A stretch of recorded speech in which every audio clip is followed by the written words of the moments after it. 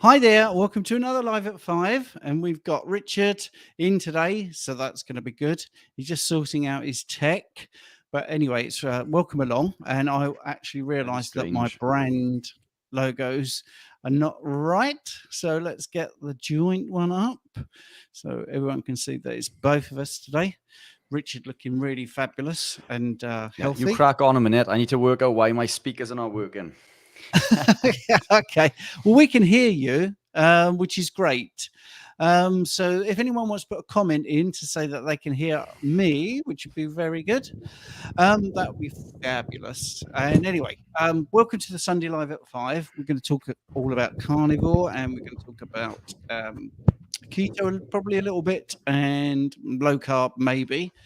So if anyone wants to put in the comments whether they can hear me okay, see me okay, or if they've got any questions, of course, then that would be fabulous. Richard, can you hear me now? That's great. I can. That's good. What had happened to the speaker? Had you not switched it on?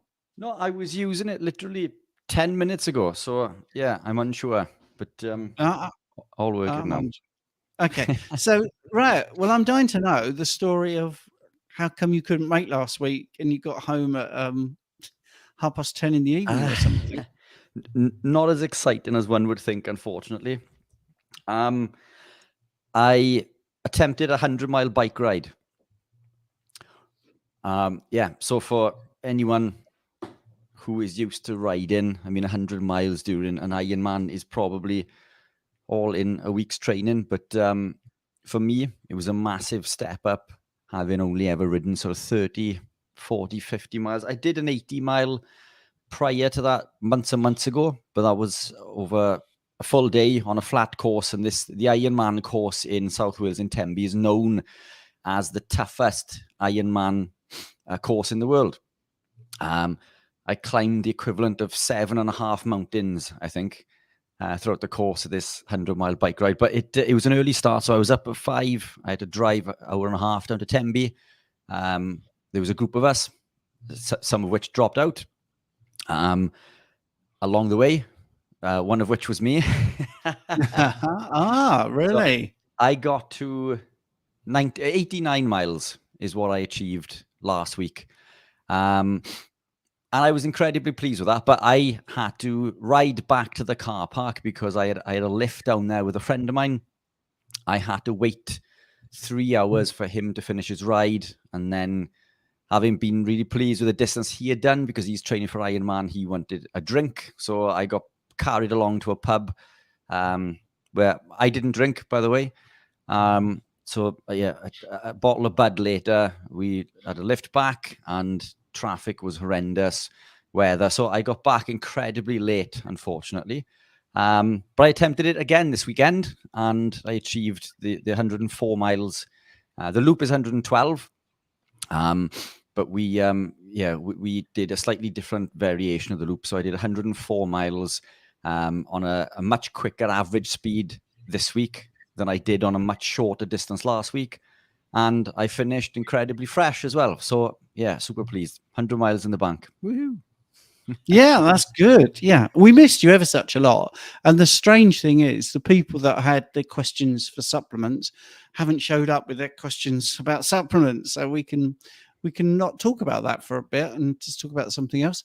So, are you enjoying this sort of higher endurance, less muscular sort of journey that you're doing? Yesterday, 4-5 hours in, no. But yeah, it's something new, isn't it? It's exciting. It's testing my body beyond, well beyond anything I've ever pushed it towards before. Obviously, coming from a bodybuilding background. I mean, that said, I wasn't I wasn't born a bodybuilder either. You know, my physique isn't built for bodybuilding. So I had to overcome lots of predispositions, I suppose, in order to grow muscle that quickly and perform at such a high level. But yeah, it's something different. It's exciting, and we'll keep on pushing to see what we can achieve, I guess. Yeah. See, there's a fabulous comment here, which I think Rich and I don't like putting words into your mouth, Rich. I'll say my bit. I think many people. So I can't pronounce that. Vitaligus, I was saying, has written, I thought long distances were not very good for us, as Dr. Sean Amara says, do sprints, etc. Well, yeah, absolutely. I don't think anyone does endurance thinking it's good for the health. I think most people do endurance. Maybe I'm speaking out of turn, and that's a great thing about doing this. I don't know what Richard's going to say. He might say the complete reverse. I don't think people do endurance to achieve longevity. I think they do it because there's a spirit. Why do people climb mountains? Well, because they're there. I mean, that's the thing, and it pushes you. So it helps you in many ways. If you've got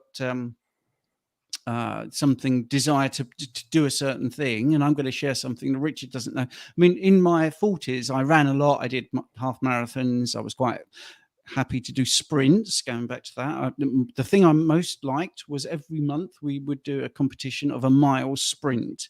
It's possibly that's too long to be sprinting, and at school I was an 800-meter record holder. Now in my 50s, I stopped running because I didn't like the cross cancelling of running and also trying to grow muscle. So I stopped doing the running. And since I've been talking to Richard, I've got that bug back. I mean, today I went out for a run, but Brilliant. I would never. And I said to my wife, I'm not going to do 13 miles. I'm not going to do long distance. I want to do a really good time 5K, and I want to do some good sprints. And I think that's because I understand that real endurance isn't going to make me live longer. But I think humans should be able to run. I think that's the thing. I think that seems basic to me, that for survival, we should be able to run away from something, maybe climb a tree, so all those things that seem to be natural, I think we should be able to do those sort of real basics. And that's it. That's, for me, that is good health. But I think once you get into Ironman, once you get into bodybuilding, those areas are nobody goes into bodybuilding for health. It's aesthetics, it's challenge. It's not, I'm going to live to 100, so I'm going to be a bodybuilder. I'm going to be a bodybuilder because I want to win a competition. I want to look as the best I can look. But that's also good for your health because it gives you drive. And everything I've just talked about there is certainly better than sitting on the couch doing a binge watch of whatever, Band of Brothers. That's dated me straight away. But, I don't know what's around. But to me, that's how I look at it. What about you, Rich? And by the way, I've got your lemon electrolyte drink here if people want to know what I'm drinking. So it's Keto Pro lemon. Snap. It's very nice. Snap. Yeah, no, I totally agree. I think sprints, explosive movements is more beneficial, but you've just hit the nail right on the head. It's to achieve a goal, and I got into bodybuilding in order to prove a point, which was when I lost all the weight and became incredibly lean. People say that you can't build muscle without carbohydrates. You can't live without carbohydrates. You can't be healthy without carbohydrates. So I persisted within that industry to prove a point. I achieved, I made achievements that I was incredibly proud of within my time in bodybuilding. And I felt like my time there was done. So I came away from that. And now I want to prove in something else. So I was going to go into powerlifting. I don't know if I've told you this, but in the rankings in the UK, as I was then, before I started Ironman, I would have been, if I had competed and achieved my top lifts in everything, I would have been top 10 in the UK. And that's between tested and non-tested federations. So basically, federations where people were supplementing and not supplementing. I was in the top 10 in my weight and age category in the UK. And I believe that I could have pushed to number one, certainly top 3.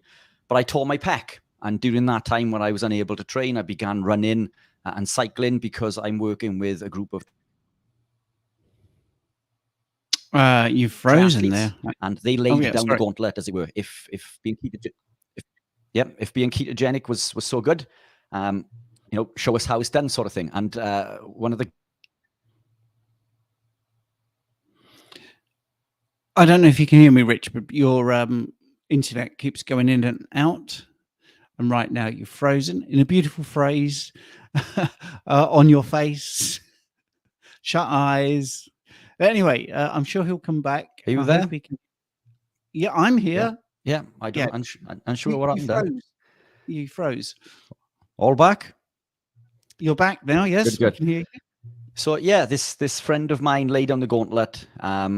He said, "You and I sprint finish on a 5K in 3 months." Now this guy had been running for a few years. I hadn't done hardly any running since I had left school. So 3 months was a little bit optimistic. But that happened in 3 weeks. We finished a 5K park run in 1933 and 1932. So I was 1 second behind this guy who's now gone on to do a sub 18. I'm catching slowly. I'm down to 18:45 on a 5K. But anyway, he laid on the gauntlet, and then I began running and cycling. So this for me is just to show what the body can achieve. An Olympic athlete doesn't train for the Olympics to be fit and healthy, because you push your body to such an extremity. It's not healthy. It's the training that they put in for these events is not healthy. They're doing it to achieve a goal, whether it's personal or financial. It's their job. We do these things because we want to see what the human body is capable of, what we can push ourselves to achieve. And that's why I'm doing this. If you told me a few months ago that I was going to ride 100 miles on my push bike, I would have laughed in your face and said you are absolutely crazy. And I did that the weekend. In essence, climbing 7.5 mountains, because I climbed over 7,500 foot of elevation. Now, for me, that is one hell of an achievement. I want to compete in an Ironman because I want. It's on my checklist. It's on my bucket list, if you were.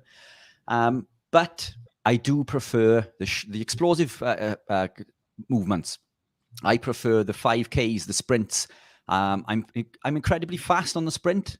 I'm powerful on the bike on the sprint. Incredibly powerful on the short distance. Because of which I've managed to achieve top 10 listings in the KOMs, which is the King of the Mountain sprints on Strava. So any of you that use Strava for following segments on running and cycling, out of tens of thousands of people all over the world, I'm in the top 10 on several segments on Strava on cycling, only a few months into cycling, because I'm powerful on the explosive things, which is great. And that's what I love doing. I love being explosive and I love being fast. So I completely agree. For longevity, for health and well-being, is these explosive movements, the sprinting, that we're going to see a lot more benefit from. But this is something personal. This is I'm fit and healthy, and I want to achieve something that I deem to be unachievable. So for me, completing an Ironman is impossible. I know people do it all the time, but when you understand what an Ironman entails, it's absolutely incredible. And if I can achieve that one day, then I'll be content, and I will maybe gravitate into something else. Who knows? Maybe I'll go into the powerlifting, But no, I agree completely. Yeah, explosive stuff, weightlifting, sprinting, far more beneficial for health. But this is a personal choice, and one of which I want to show the world what being keto and carnivore is capable of doing.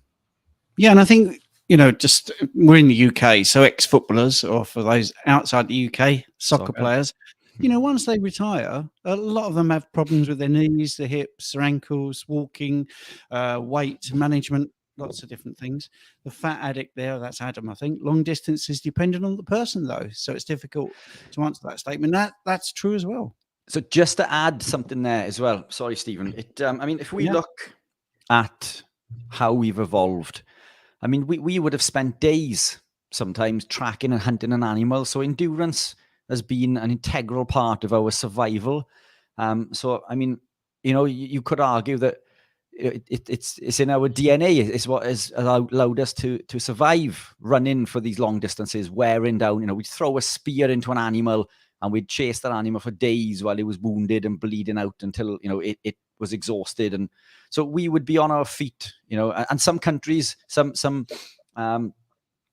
groups in the world still live this way, don't they? So it's definitely an integral part of our existence, isn't it? But but not the way you're doing 100 miles in a row, because when they look at these tribes, they actually split into groups, and then and because we are one of the rarities where we can cool down because we sweat, whereas animals pant.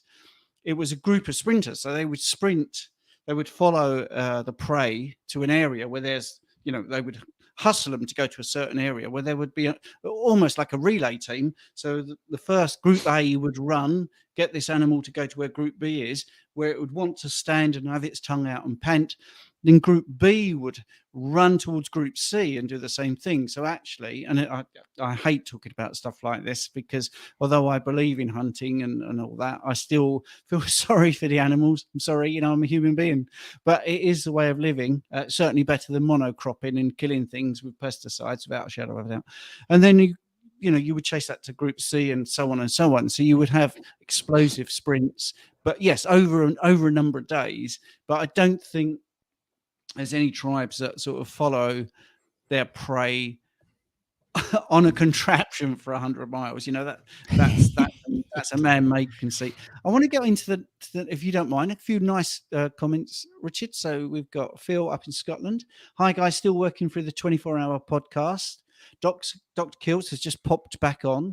14 hours in, maybe. Great listening while you're cutting the grass in the garden. That's good. Best place for grass is in your garden. I run on grass. That's the other thing I was going to say about my running. I'm not road running. I'm very lucky to live opposite a field, and basically I've got it works out to be 1.5 kilometers round. So it's really simple. And I've joined a gym, because it's got an 800-meter running track next to the gym. So I've got back into it. That's great. So yeah, thanks. Dr. Kilts was amazing. I mean, I would say every guest was amazing, but Dr. Kilts was listening, messaging, a bit like Dr. Chafee, and then just messaged and said, I'm quite happy to come back on. And I've had a few comments saying it was their favorite segment when he just came back and was talking about his pots. So I think it's nice to understand these guests. They're more than just talking about carnivore. I don't know how have you ever spoken to Dr. Kilts before then, Richard, or is that your first time? I haven't. But coming back to a point you just made there, I mean, there were a few people who did contribute to the 24 Live well after their segment. One of which is Jonathan from the composition consultant, who just popped on to say hello there. So hey Jonathan, we recorded a fantastic podcast recently as well, which will be coming out shortly.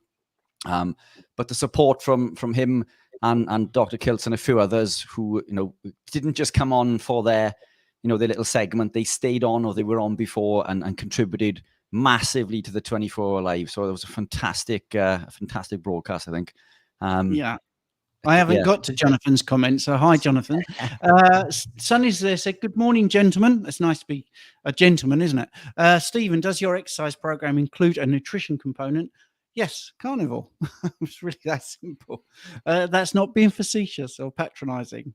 I don't change anything, really. I'm doing the electrolytes purely because I've been working sort of manually in the garden. We have no grass, by the way, Phil, and it's all brickwork and things like that. We do live off a place called the Brickyard, and it's just hard manual labour, and I seem to have got a little bit dehydrated. So here's another big supporter, I think. I watched the 24 Hours of Carsten over 4 days. Great fun and a great mix of experts. So thanks for that. That's really nice.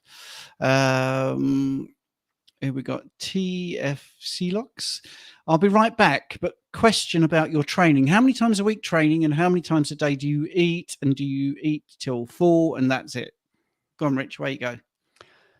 It depends on what my goal is, to be honest. When I was bodybuilding, I began originally thinking that I had to train every day, twice a day, which did work. But, you soon learn through experience and through studying and through making lots of mistakes that is not optimal. I think four times a week, maybe. It'd be interesting to see how often Jonathan trains, actually. It'd be great to get his input. But I found that, the recovery time is just as important as the training. As far as what I do now, I try to be honest, my training is pretty poor recently, which is why I was so shocked that I managed to do 104 miles this weekend, because I'm cycling once a week and I'm running once a week, which is not enough to improve. The run that I do is a 10K run. It's on a Monday. It's called the 6 at 6 with the Ferry Flatliners running group that I run with. And that's it. That's all the running I've been doing. And the cycling is on a Tuesday, where we do a social ride which is incredibly slow and enjoyable, where all the guys just ride to a coffee shop, have a coffee, and come back. Really good for as a social element. But it doesn't do anything for me in regards to training. But it does get me away from my desk for a couple of hours, which is fantastic. But off the back of that, I managed to achieve the 104 miles on very little training, which again I think is a statement to the lifestyle that we live. But I'm so bogged down with work at the moment, Stephen, that it's my training has taken a massive backward step, unfortunately. But yeah, life gets in the way. It does. I mean, absolutely. And I think I had this conversation that I'm going to go back to the gym. How I'm going to fit that in is basically making it I'm going to diarize it and just have to do it and make sure that I go. Now, the reason I'm going back to the gym, if people are interested, is because I use the X3 at home. And I've always enjoyed the X3. I think that's really great. But the one component I'm missing, and I've actually going to open my heart out here, because Rich is somebody new in my life, but hearing other people's journeys is very inspiring and very motivating. And sometimes when you're working out at home, and I've done it 2 years, since the restrictions, I haven't been in a gym and I haven't been around people getting fit, you see, other than online.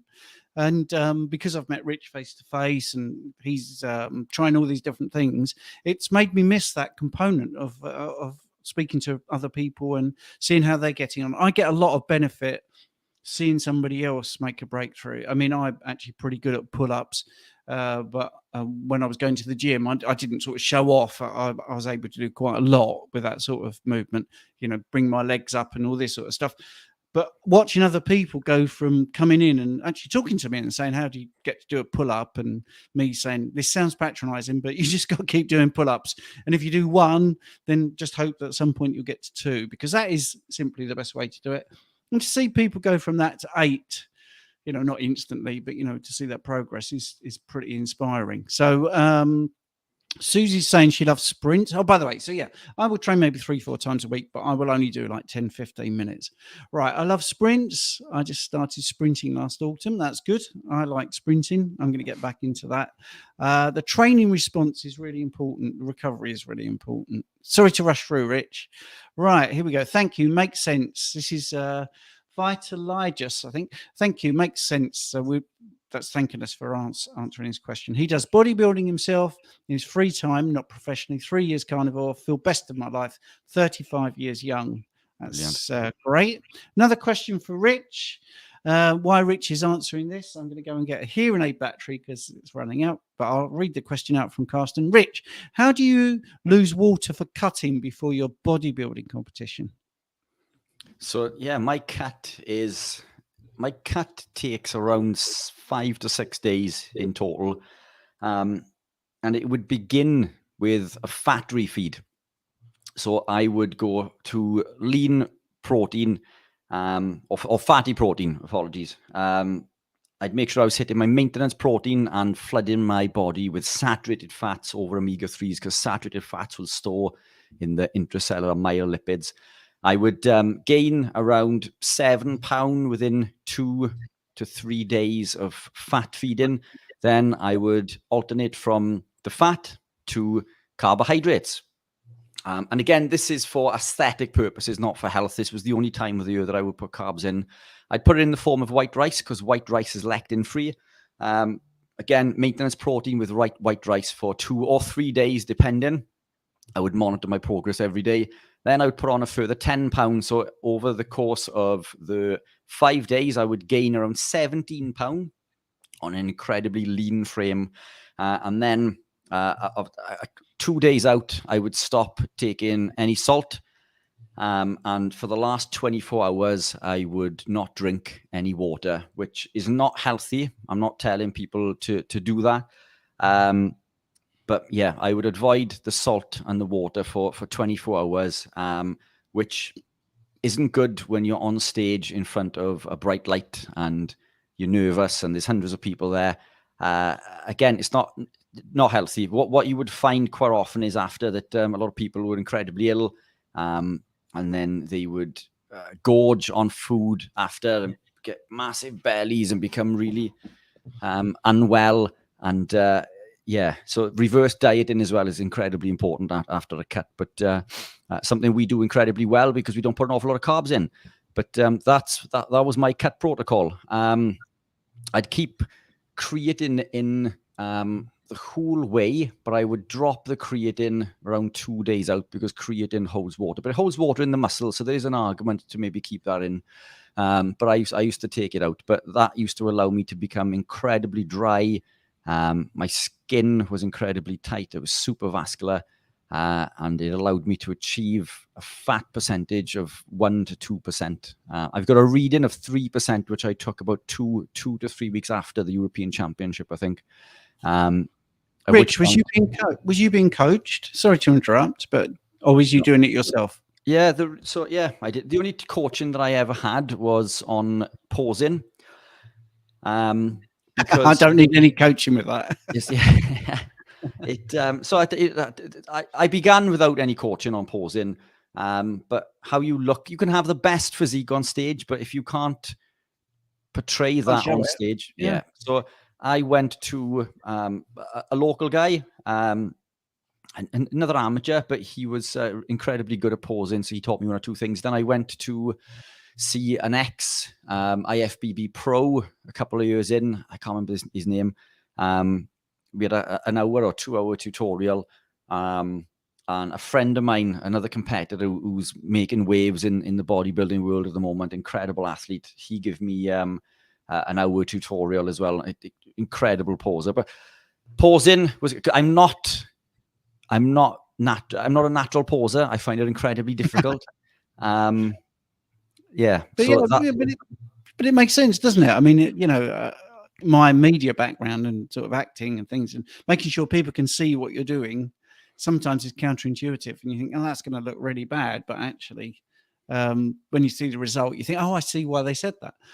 So Todd, he's got a great question here. I've got a very simple, straightforward answer to this, so I'll start, and then Rich can chime in if he wants to. Oh, by the way, when I was editing the 24-hour thing, I noticed that Rich had this habit of saying, well, I haven't really got much to add, and then adds brilliant content every time. It's like, wow, he's got nothing to say except for the next 3 minutes of great science. So anyway, here's my little answer. Todd's asked, what's a good alternative to coffee that still is drunk warm for carnivore without fat or calories? I think hot water. I mean, really, that works for some people.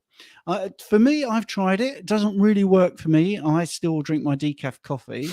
I've tried it a couple of times, but I have heard from other people that really, really want to get away from drinking their calories or drinking their nutrients or drinking their fats, whatever you want to say, that hot water has worked for them because it's still the habit.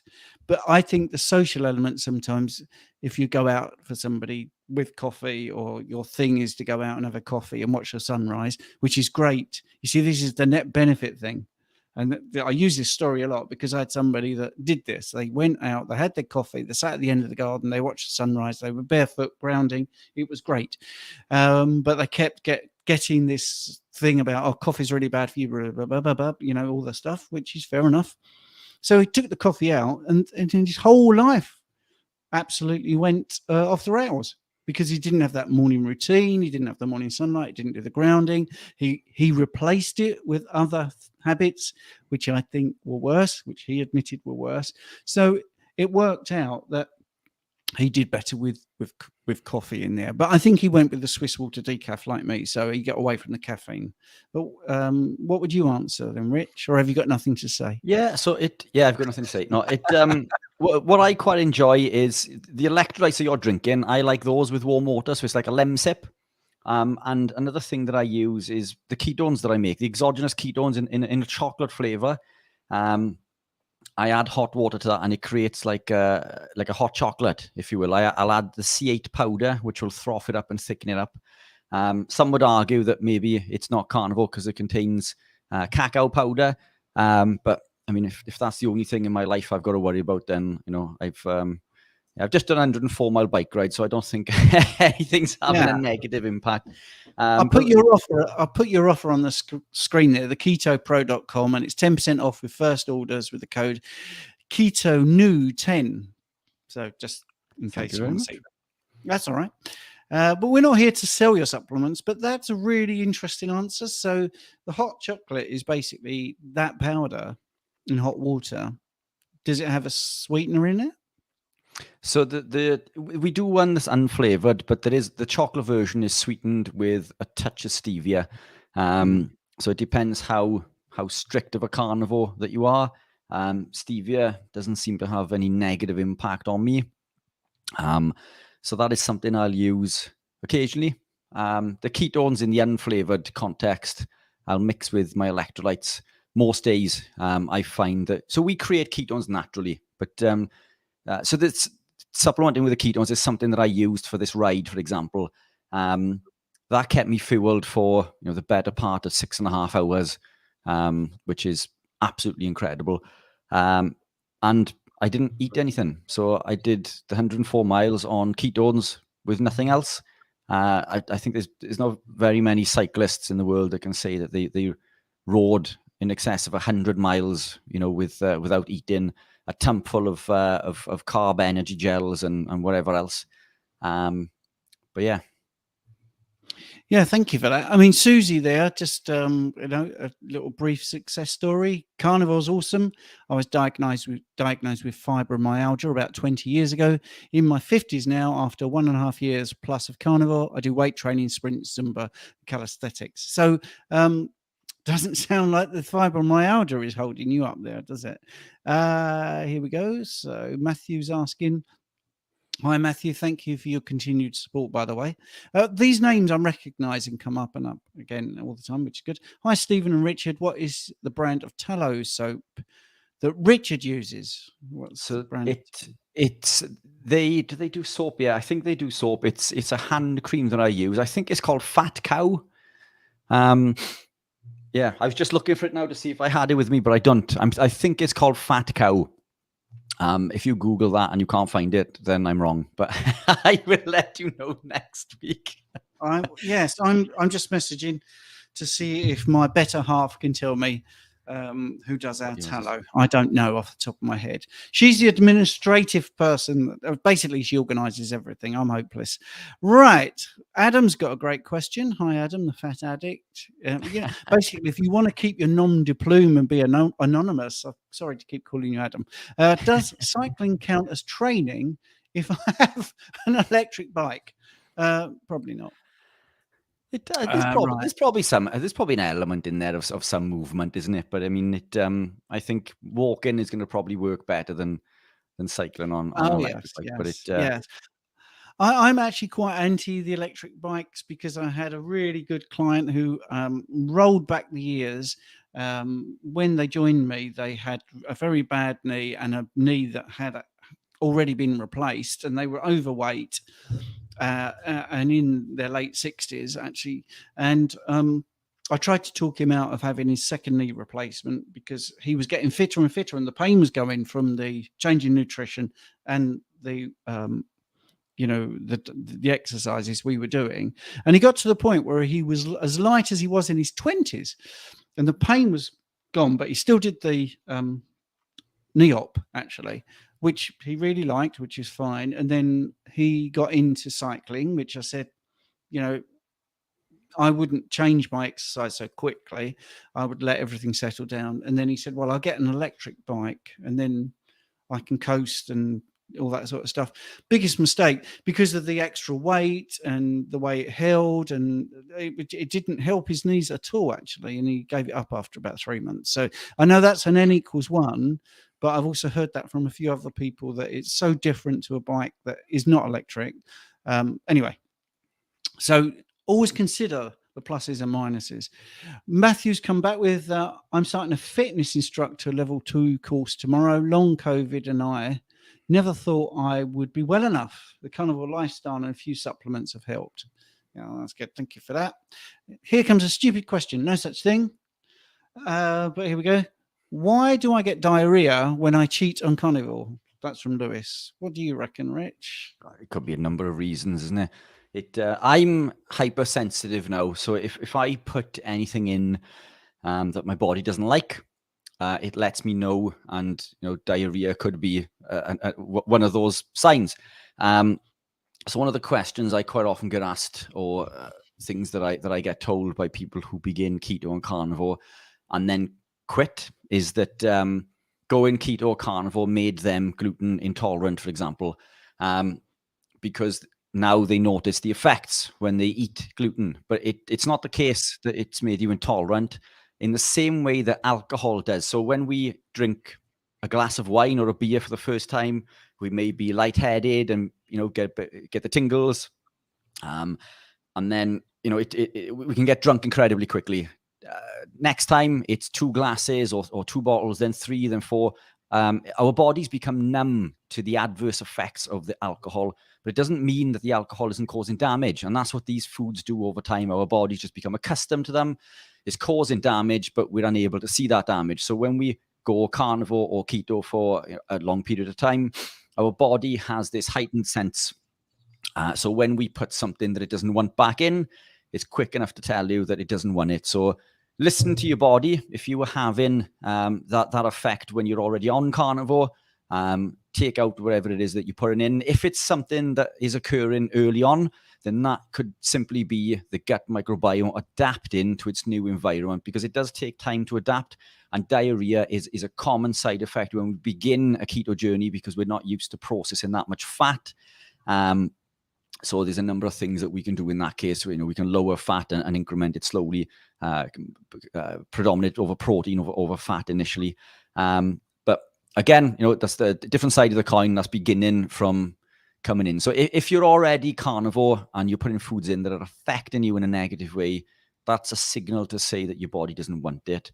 But if you're beginning your journey, then don't listen to your body in that instance, because your body needs to adapt, and it can take a little bit of time. But depending on what your the side effect would be dependent on how we treat that. So it would be down to the individual and depend on the circumstance. But yeah, I think I'd add a couple of things that are really quite simple as well.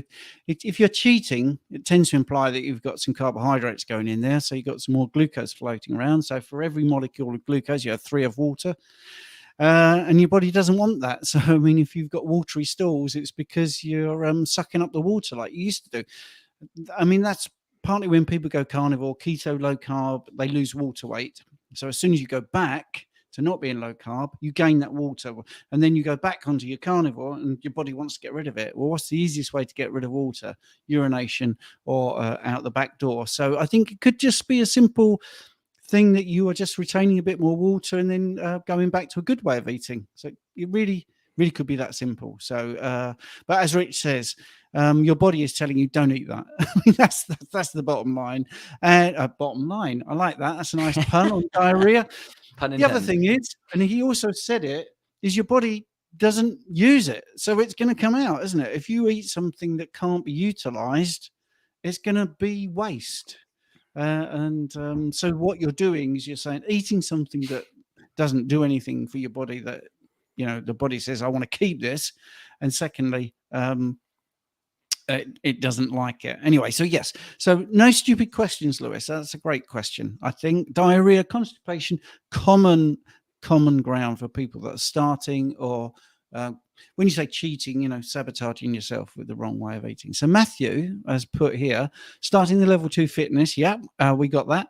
So, just want to point out that there is a lag between when people comment and when I can get to the question, because obviously, we're going through the questions. So don't think I'm ignoring you. If so, you don't have to write it twice. I promise we will cover it.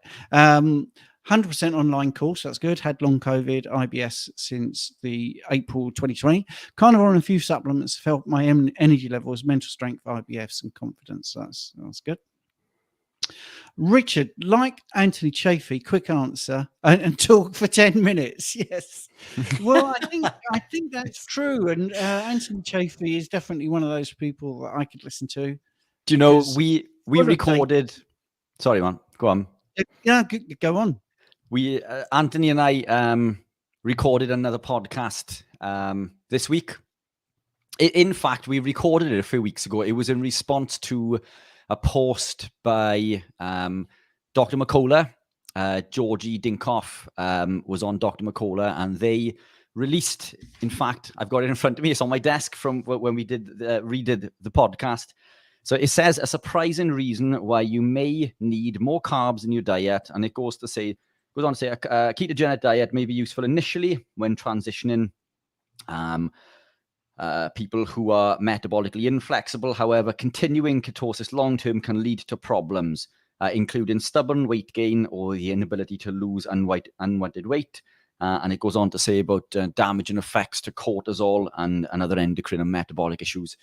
So we recorded a podcast off the back of this a few weeks ago, and it was meant to be 45 minutes. And I think, where is it? It's on my screen. I think I've currently edited it down to 2 hours and 2 hours and 12 minutes edited down. So I've had to take some pieces out because two people who like to go off on one when they've got nothing to say. That's the result. So we re-recorded the podcast because when we recorded, I think we were both passionate, I guess you could say, in regards to our response.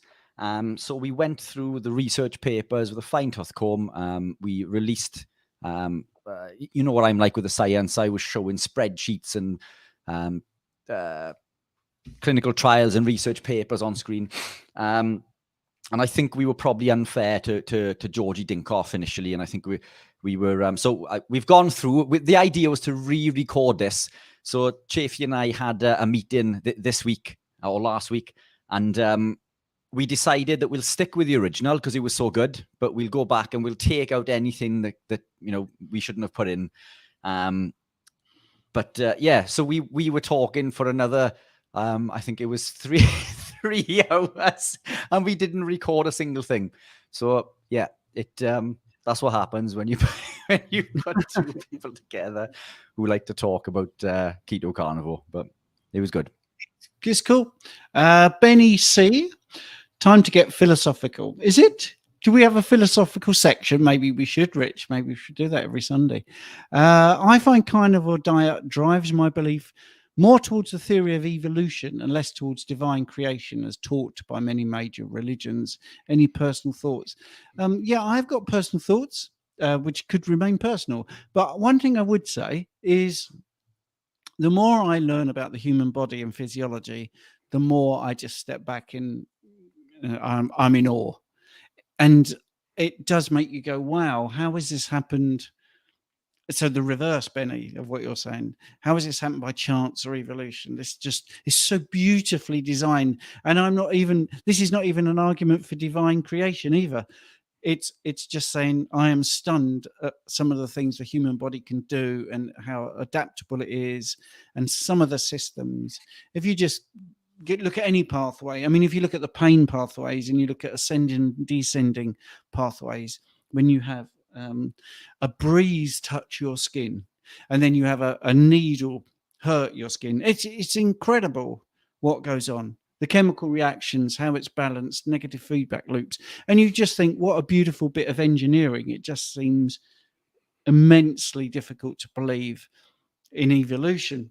And it also makes I'm also find it very difficult to believe in divine creation, because I get both sides. I understand why both sides are so passionate. To me, it's beyond my comprehension. Absolutely beyond my comprehension. I'm just in awe of the human body and how it works, and how we are presented with the facts. I just find I'm awestruck even now talking about it. There are so many things, and it also makes me realize how little I know. Every time I learn something new, it seems to open a door to a chasm of information that is completely new to me. So I think it makes me philosophical. Definitely, it does make me think about things, to think, wow, and I get into, I read books about evolution, and I do all this stuff. I get really into the weeds with it. Don't really talk about it much because I think I have no definite things to say. I've arrived at no decisions about anything, and to be honest, that's fine by me as long as I can learn stuff.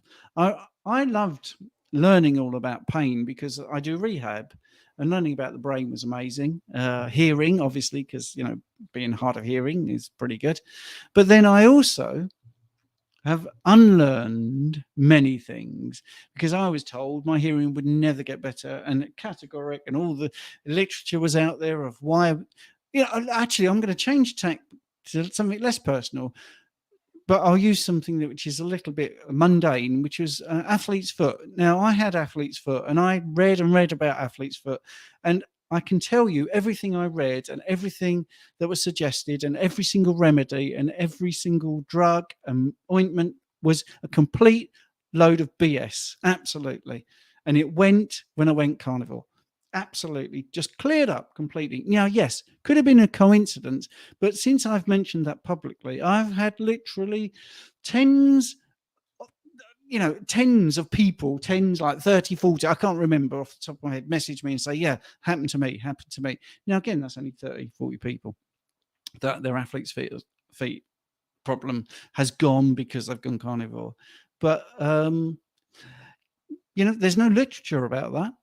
There's nothing to say that the intake of carbohydrates, high levels of insulin, whatever the mechanism that's making athlete's foot happen, will go as soon as you take them out of your diet. But that's what happens. So there's also this thing, maybe some of the stuff we're told, which is amazing and fantastic, maybe isn't how we're being told.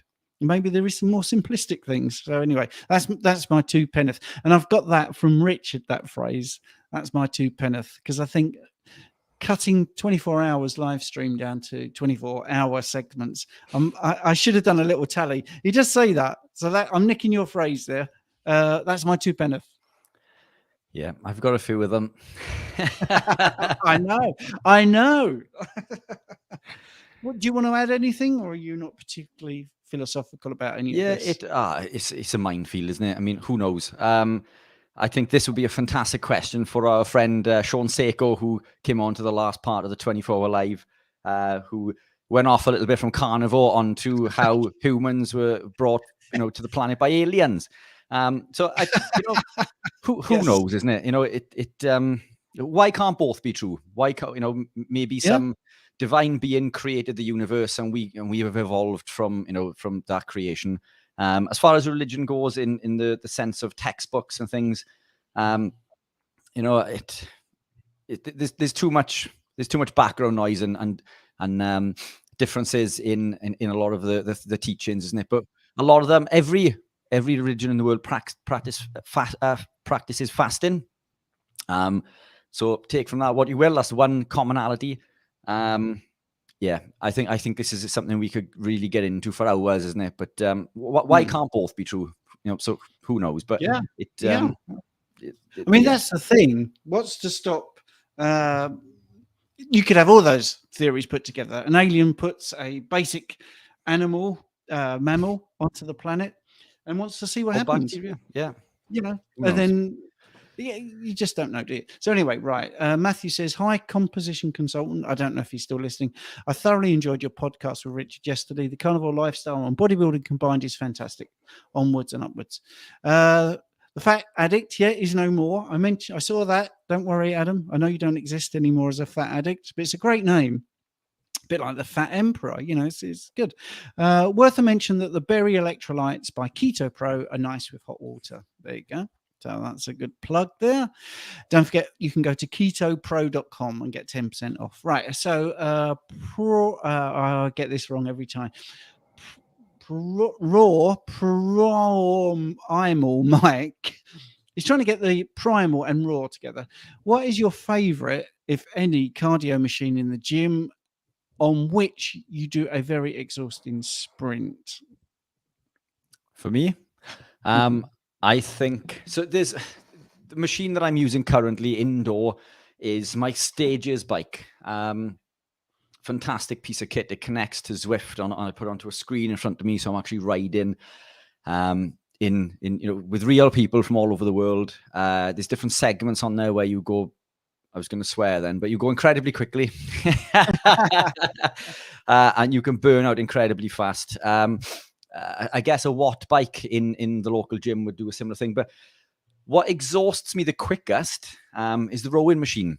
So if I get onto the rowing machine and really go flat out, for as quickly as I can, for as fast as I can, the rowing machine is what burns me out the quickest. So that's probably the most effective. My most enjoyable is the Stages bike. I used to love the cross trainer as well, but I think that I hammered the cross trainer so much. I've sort of come away from that. But I've never been a cardio fan. I'll be honest. It's only recently have I gravitated into cardio because it was too hard.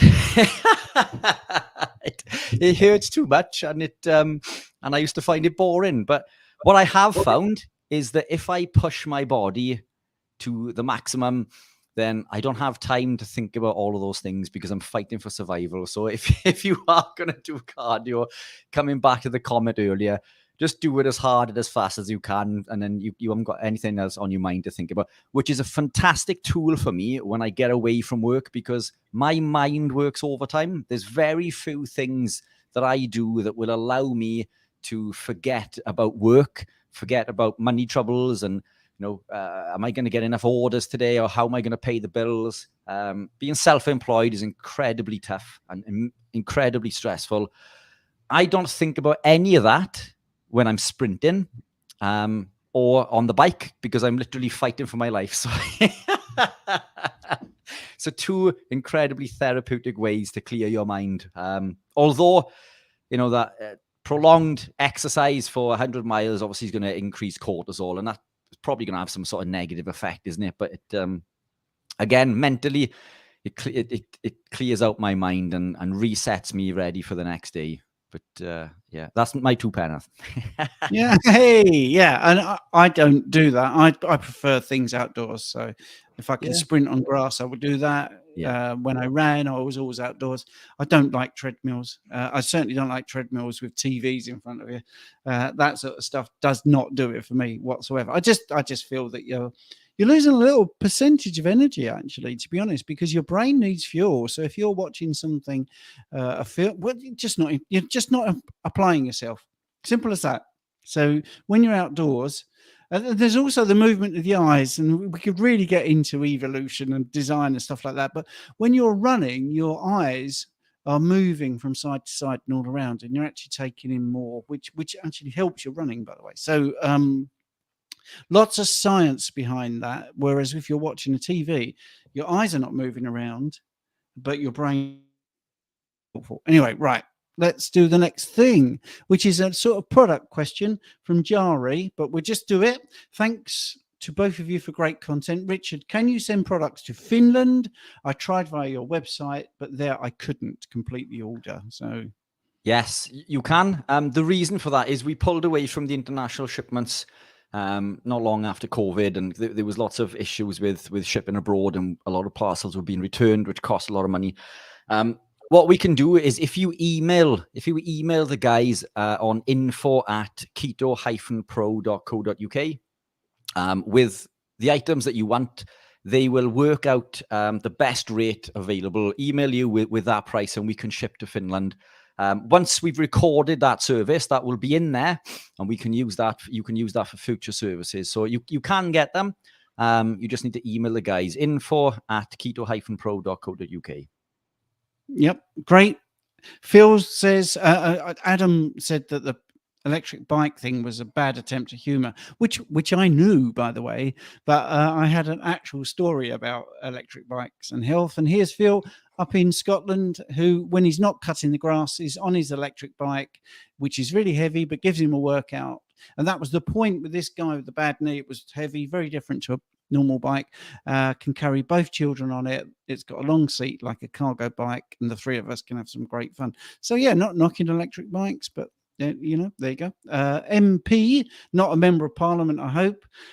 People eat carbs so they can retain water and the minerals that go with it, which is sort of what Rich was saying about the muscle retaining and blowing up a bit when you're doing bodybuilding, I think.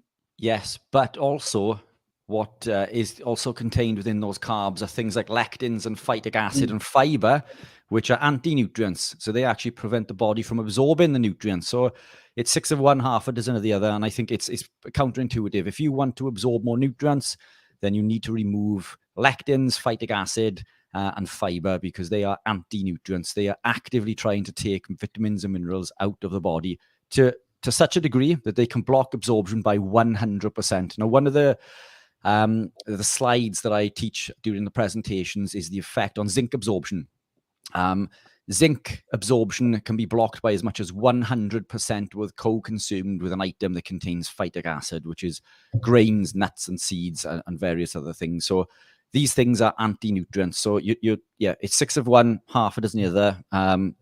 Well, in fact, it's heavily weighted the other way, I think, because the water may retain some, but you're losing way more than the carbs are bringing in. You're better off removing the carbs completely, and you will absorb 99.8%, if not more. I mean, a lot of the foods we eat being carnivore are 100% bioavailable.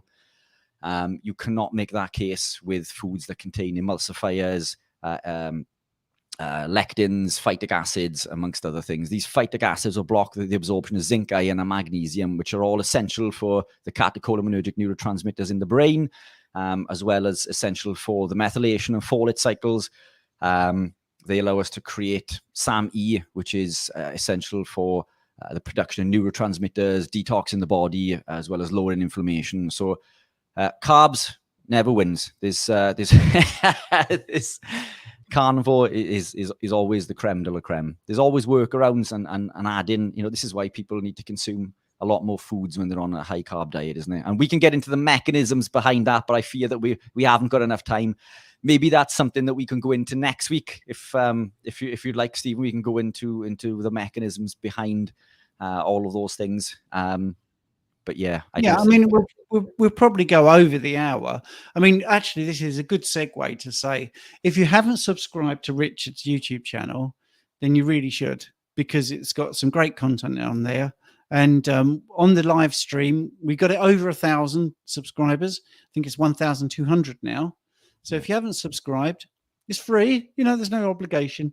Make sure you subscribe, and you can subscribe to mine if you want as well, which would be very nice and appreciated.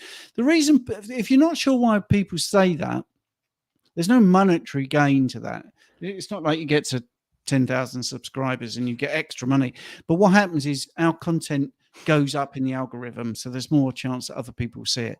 So somebody with a big following like Ken Berry, for instance, 2.3 million or something subscribers, is going to get a lot more exposure for every single video he puts out, because obviously he's popular, which is great because he's good and the content is really great.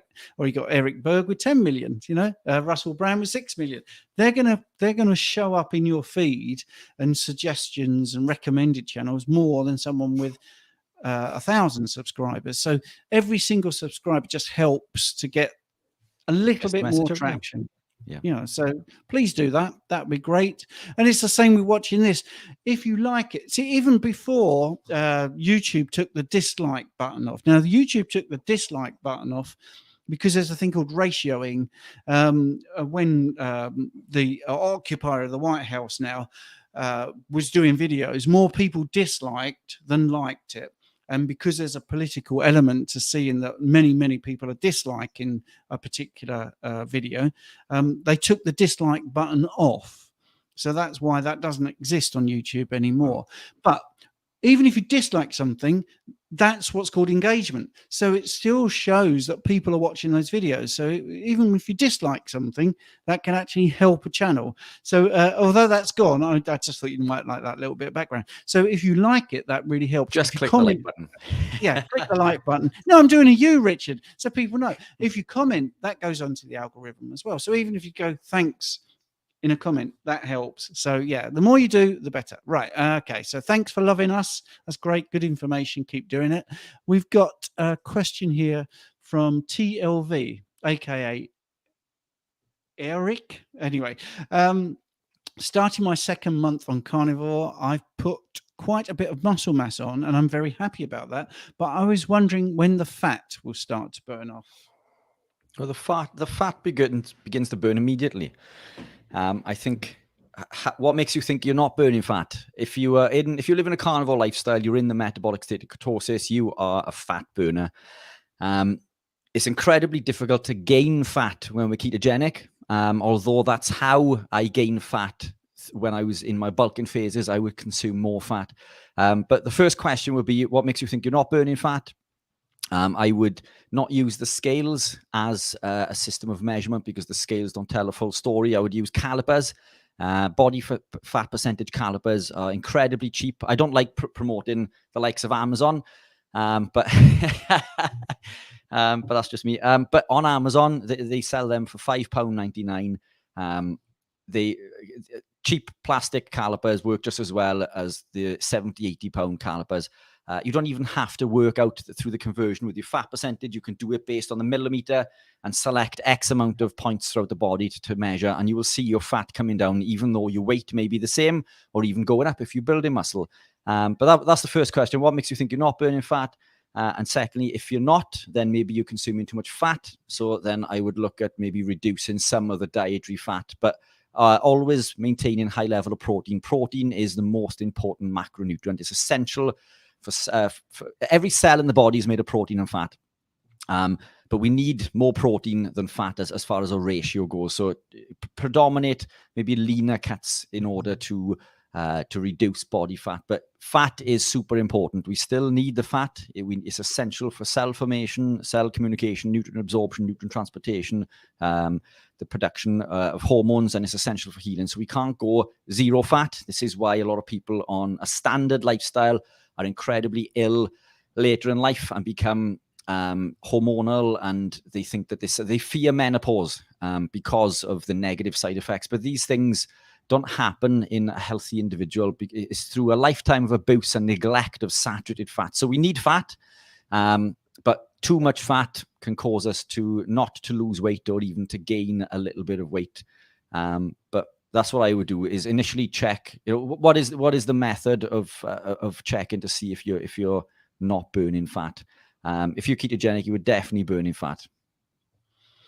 Yeah, I think it might just be that they're looking in the mirror and not seeing it, or it could be many reasons. But I agree with you, Rich. I mean, they're probably burning fat, but not noticing it so much. And I think with the muscle gain, you can't, and also they might just simply be believing the hype that you can't actually burn fat while you're gaining muscle, but you can, because many people do.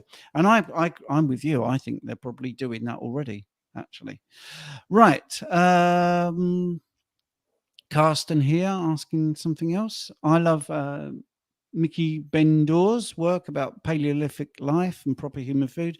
Great proof for carnivore. Yeah, I think that's possibly touching on, the isotope testing along bones in sort of humans in the past. So yeah, Stephen, are there bacteria in the balanced gut that can break down oxalates called oxalobacter? Yes, there is. Why is no carnivore influencer talking about that? I learnt it from a Dr. Osborne on YouTube. Any thoughts? Yeah, I think we've. I don't know if it was you and I, but I've touched base a few times. But again, that's something we can go into more detail. But do you know what we don't do enough of is I don't think we do talks on specific subjects. So you and I, Stephen, maybe need to do is to record content based on a specific subject, get that posted on that subject, because I think we cover so many different things during the lives and during the 24-hour live and during other conversations and podcasts that we do, that we cover so many different things that each thing is sort of lost in the noise, isn't it?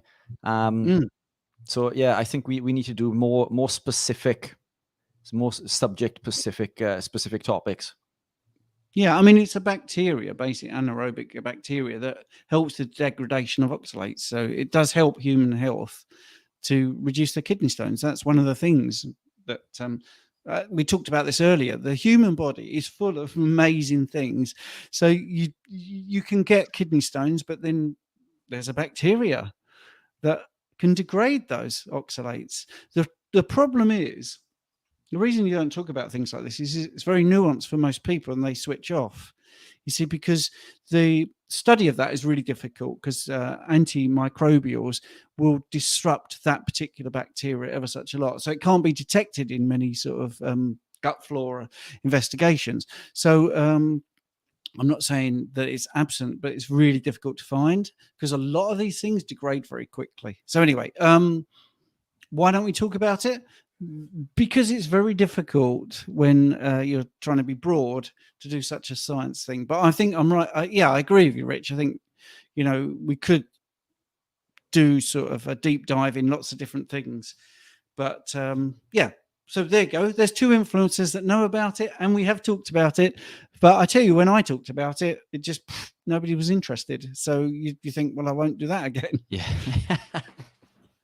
And I think with the oxalates, for instance, without going too basic, people want practicalities.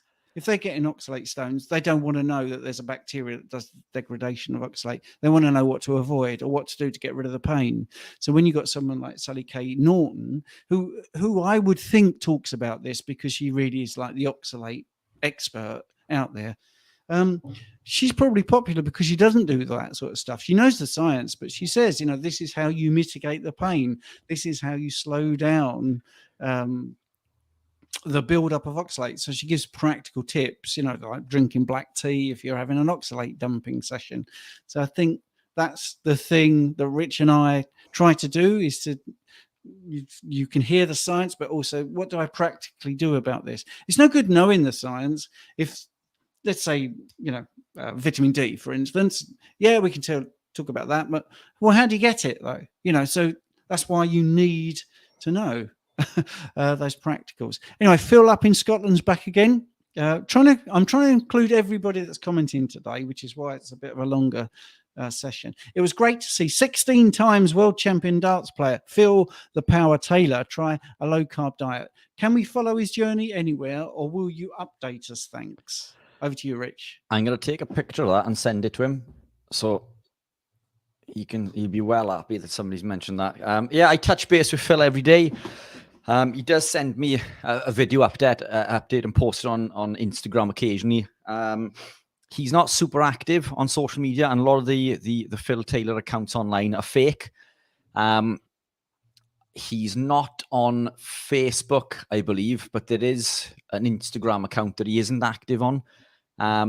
So all of the updates he's done through video and sent on to me. So I'll chase him for an update because he's making fantastic progress. And to see this on the live will give him the kick he needs to send me another update. So yeah, you can sign up to, which I'm sure you already are, following me on Instagram, which is Keto _pro. I'll get another update out shortly. Yeah, brilliant. That's okay. I will put your banner up. I think I've got your thing somewhere about your Keto Pro. But anyway, between us, I think he's below 15 stone now. So that's a 3 stone loss in a few months. And he's not dieting. He's not dieting. He's just eating a keto / carnivore based lifestyle. And he's not even that strict with it, in all fairness. We're trying to increment things slowly. As you saw during the live, he's had a few higher carb days. We've tried to keep that to the better carbs, if there is such a thing. Yeah. But, yeah, making fantastic progress. Adam's saying the ski machine is perfect for a quick burst cardio. Yeah. I used to be a ski rep. Actually, I used to train people to ski. I was in Bardonecchia when I was a much younger person, and I could do jobs like that where I didn't have a mortgage and I didn't have responsibilities.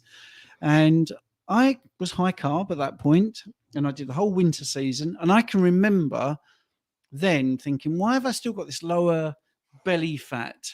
And I was in my 20s, and I was incredibly active. So it proved that activity is not the key to losing that belly fat, because if you're a ski rep, you're on your skis, 8 hours a day.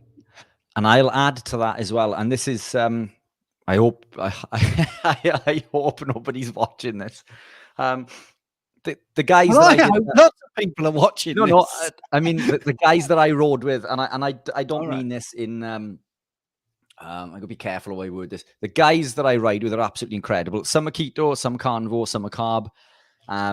But coming back to what we said recently about the longer training. So these guys ride hundreds of miles on the bike.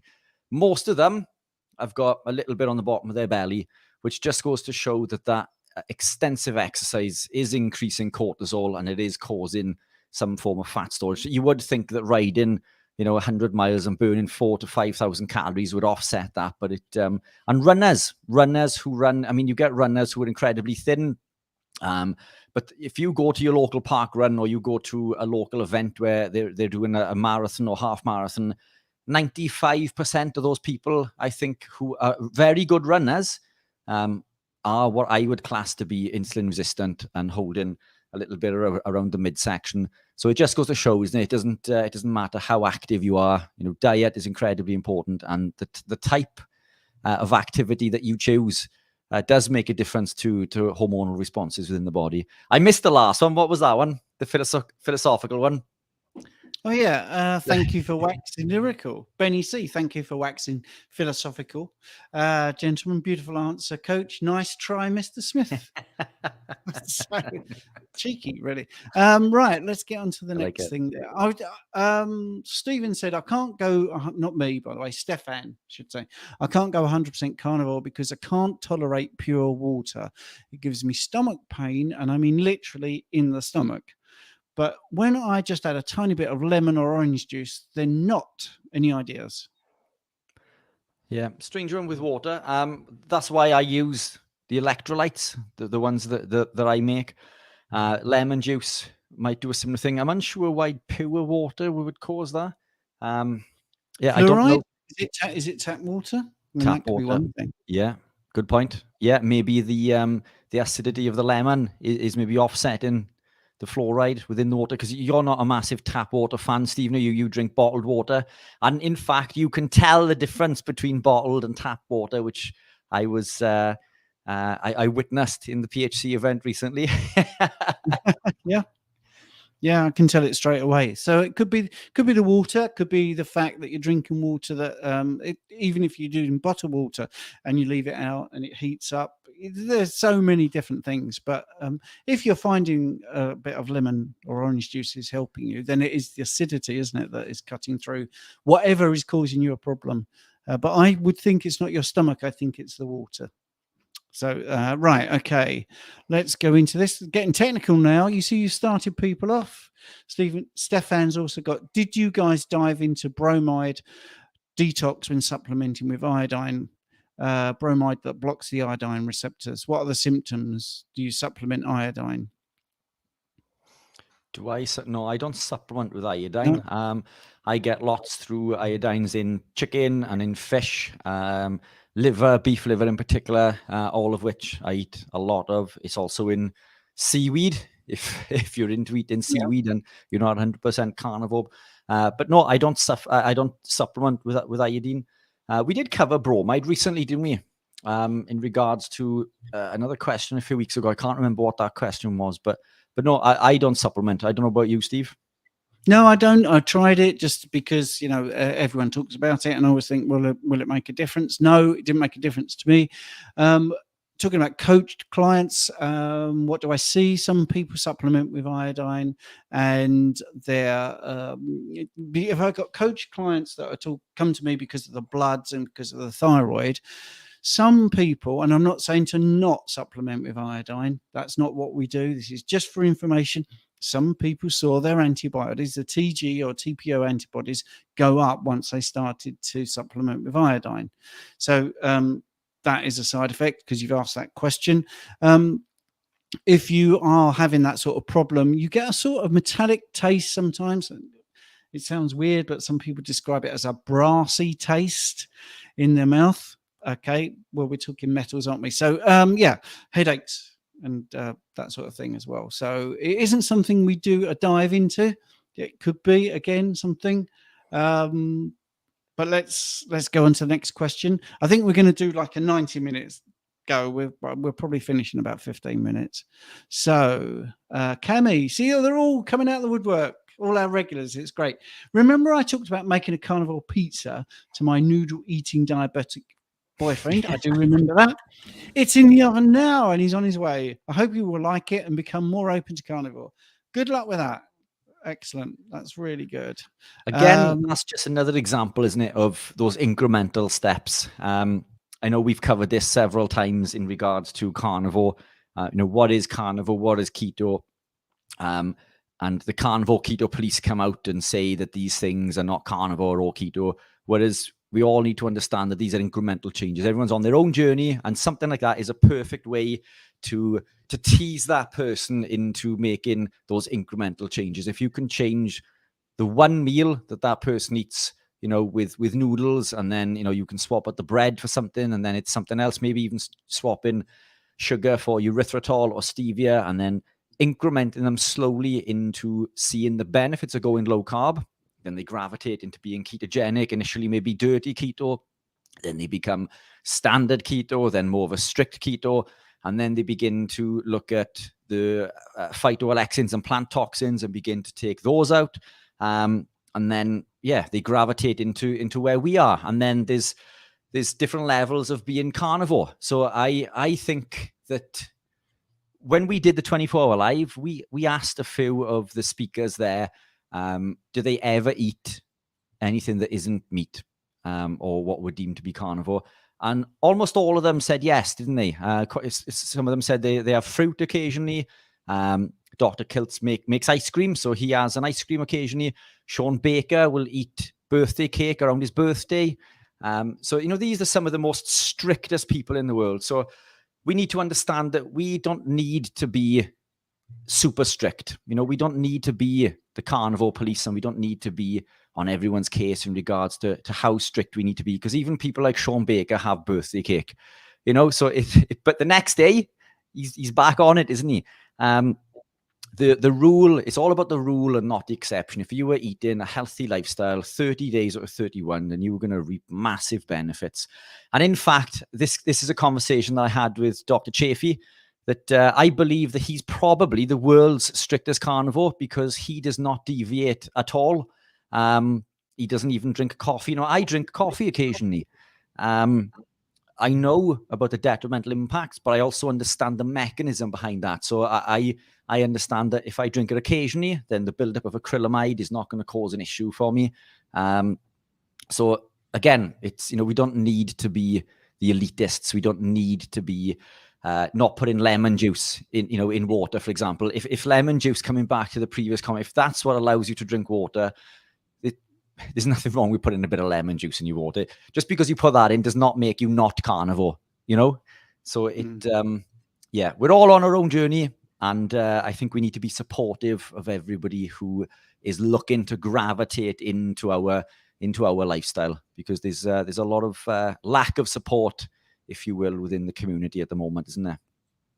Yeah, absolutely. Matthew's been very optimistic here. Maybe you can get Dr. Berg on your podcast and convince him to ditch his 7 to 10 cups of vegetables a day. Do you know, Dr. Berg, credit where it's due.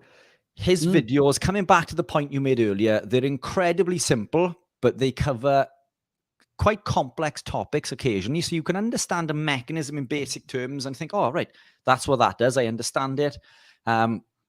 So he breaks down the mechanisms in easy to understand manners, which I think is incredible. He seems to be the stepping stone within the low carb keto carnivore community. And again, he has his place there because he puts hundreds of thousands of people, if not more, onto this lifestyle every year. I just wish that he would stop telling people to eat 7 to 10 cups of vegetables a day. That is the one thing that I believe lets his information down from being, 100% spot on. But again, that's just my opinion. But the evidence that you and I put out, especially with the podcast that we've covered on phytoalexins and plant toxins, these things do contain certain amounts of vitamins and minerals, but they contain a lot less vitamins and minerals than we are led to believe. And coming back to that comment earlier in regards to carbohydrates, a lot of these fruits and vegetables don't contain active forms of vitamins and minerals. They need to be acted upon by enzymes to convert them.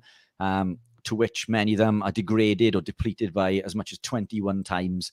And a lot of the literature that looks into the volume of vitamins and minerals in certain plants is based on 100 grams, whereas when we weigh things like spinach and kale or broccoli, 100 grams isn't an awful lot. And they compare this in regards to 100 grams of steak, but we wouldn't eat 100 grams of steak. We'd be eating 500 grams of steak. And what that steak contains, or doesn't contain, rather, is those anti-nutrients that the vegetables contain also. So vegetables are not the source. They're not this magic elixir that they're made out to be. And quite often, as we covered many times previously, things like vitamin A, doesn't exist in plants. There's no vitamin A in a plant.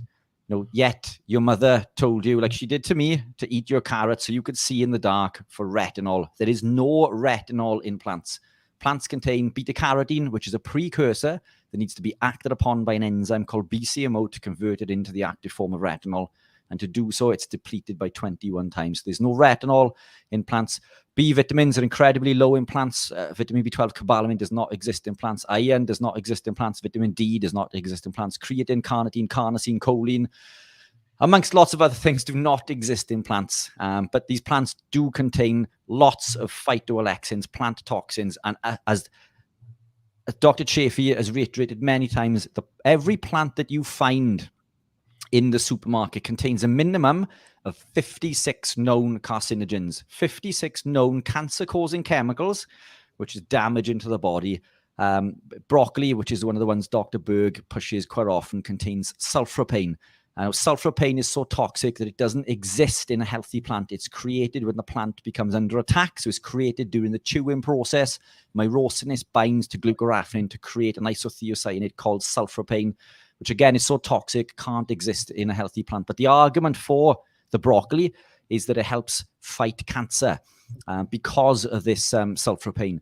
But chemotherapy, which sulforaphane is used in, kills every cell in the body, not just cancer cells. So my question would be, if you have cancer, eat broccoli. If you do not have cancer, why are you putting these toxic chemicals to fight cancer in your body? Because they are fighting and killing every other cell in your body. So, yeah, that's my long answer to why I think Dr.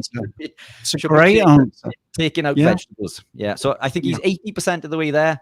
This 7 to 10 cups of vegetables a day is just, it's ridiculous. Yeah, lovely answer. Yeah, he was my gateway to low carb. Yeah. TLV has written, it's just the belly. So that was the fat question earlier, belly fat. So we'll move on because there's a few more comments and we've got about 8 minutes to go. So let's have a look. Joe, here's a great question.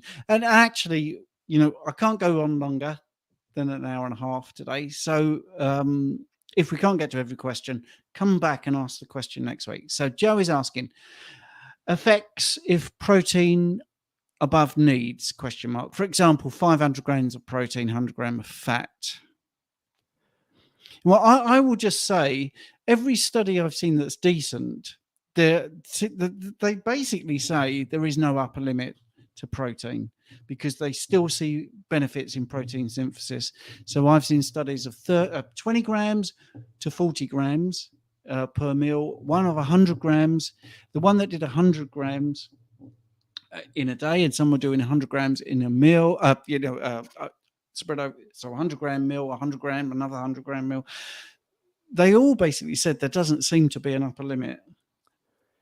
Yeah. So there you go. And I that's what I know. I don't feel it's very easy to overeat, and that's the thing. Your body has these signals that say, "Whoa, that's too much." It's all well and good in a lab saying we're going to do this. You also don't know how they're taking that protein. So 500 grams in a protein shake are very different to 500 grams from a ribeye steak or a few ribeye steaks. And I think that's the thing. If you eat real food, your body stops you. That's the thing. So you need to be very careful when you see a study that's saying X amount of protein is too much or is causing a problem, which I haven't seen, by the way. I've only seen influencers talking about it. I've never seen it actually really in a proper study that really proves it, certainly from whole food. So I think if you eat real food, your body will say this is too much for you. And you've got eyes.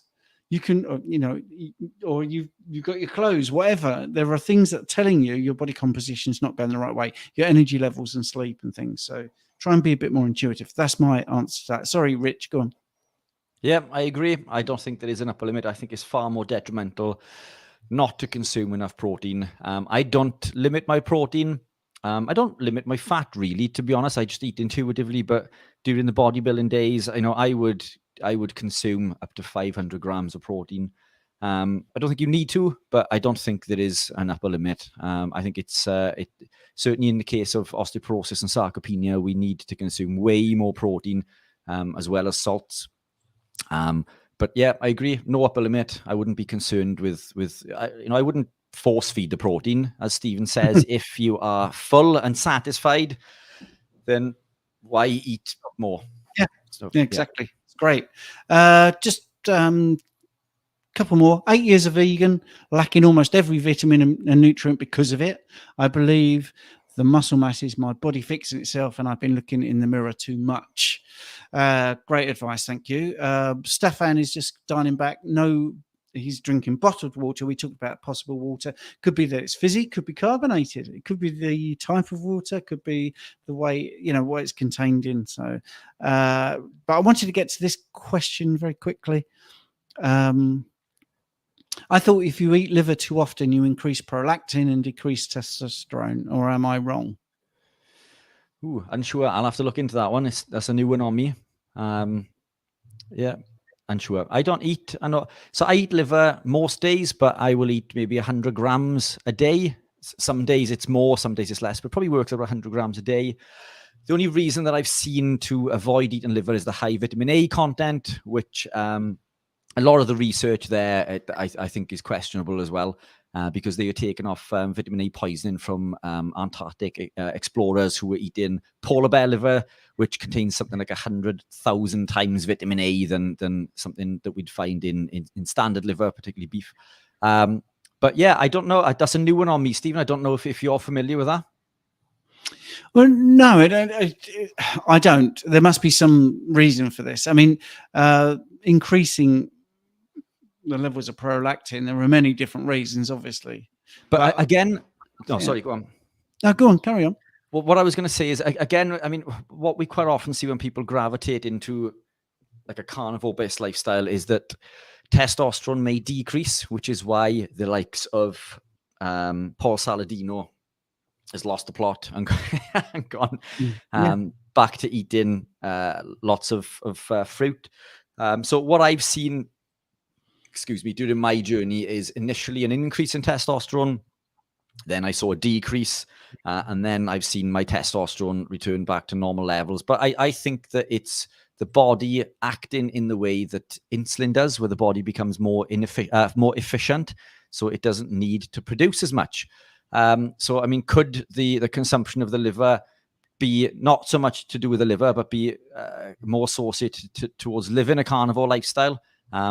I don't know what study that's off and what the circumstances are, but I mean, it is common to see a drop in testosterone when living a carnivore lifestyle. So if that's taken from a carnivore lifestyle with eating liver, then a decrease in testosterone is normal. But I would not be concerned with a decrease because the body just becomes way more efficient, which is something I think I covered in the topic with Dr. Anthony Chaffee, which is coming out soon. So if you have a spare 2.5 hours or 2 hours and 10 minutes to watch that one, that's a fantastic podcast, which basically puts the. But it could be. I mean, there's so many other factors here. I mean, exercise actually has a huge impact on the production of prolactin. If we look at the other side of things, so exercise and stress, and also if you're looking at the endocrine system, so dopamine and estrogen also have a role in the production of prolactin. So this is the thing. Is it meaningful? Is there any clinical utility to this? Because these are just numbers.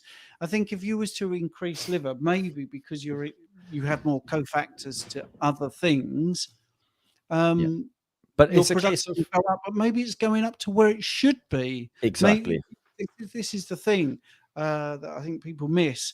Sorry, Richard, go on. Yeah, no, it just to touch base on what you just said. Is it a case that the body is just returning back to its natural physiological level, which is the case with cortisol sometimes. Sometimes we see a slight elevation, absolutely tiny elevation in cortisol when we live in a carnivore lifestyle for a long time. People will see this as a negative thing, but it's just simply a return back to natural physiological levels in the same way that cholesterol is. So when we become keto carnivore, cholesterol can increase. Again, this is because we've removed the phytosterols, and now so phytosterols block our natural cholesterol. So the cholesterol has moved back to its natural level. So it could be as plain as simple as that. What I would say is you're better off eating liver than not eating it. So if your body is having some sort of reaction in any way, shape, or form, then that is the way that the body is meant to be. I mean, if it is decreasing testosterone, and you are suffering with lower testosterone, is it actually affecting your energy? Is it affecting your mood? Is it affecting your time in the gym? And the answer to that is probably no. So if that is the case, then no problem. Yeah, brilliant. Richard, thank you so much. Thank you, everybody, for comments. Do come back. If we haven't got to your comment, come back next Sunday, live at 5 in the UK, and put your question in nice and early. Thanks a lot. I'm gonna shut that down now. Bye. Thank you, guys.